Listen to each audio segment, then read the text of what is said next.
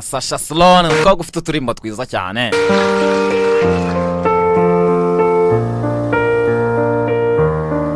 DJ nyongera agapfukamunwa.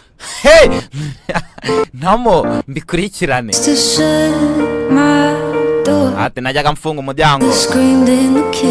Ati igihe mama yasakurizaga mu gikoni azamura volume y'umuziki singerageza kumva. Ati buri karwano gatoya kubera ko ni umwe yabaga ari mukuri. Ati ndarahiye ntabwo nzigera mera nkabo. Gusa nari umwana icyo gihe ngo ngenda nkura byinshi ngenda mbona ababyeyi banjye mbona ari intwari.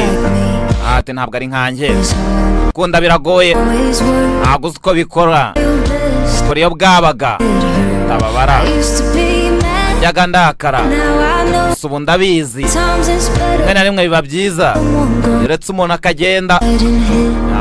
Karimbo cyiza cyane ka Sasha Sloan akubwira ati the world I get. Ubundi dutangira episode ya 4 ya Belea season ya 2. Why they could never be happy. I used to close my eyes and pray for a home. Ati najyaga nibaza kwera iki batishimana. Ati ngafunga amaso ngasengera umuryango wose. That felt like mine. I swore I'd never be like them. Ati narayiraga ntabwo nzigera mera nkabo. Gusa nuko nari umwana icyo gihe ko ngenda nkura byinshi ngenda mbona bana ababyeyi banjye ari intwari ntabwo ari nkanjye. Kunda biragoye ntabwo uzi uko bikorwa ukora iyo bwabaga utababara. Sometimes it's better to let someone go. It just hadn't hit me. Sasha Sloan ati sometimes better when you let someone go. Someone's leave. Rimwe rimwe biba byiza iretse umuntu agacyaho akakarenga. Apana ibyo kugigirana.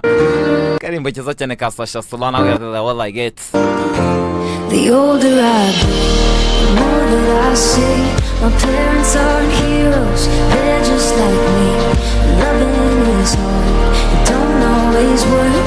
You just try your best not to get. DJ, hey, batayari tugatangire episode ya 4. Belea season ya 2.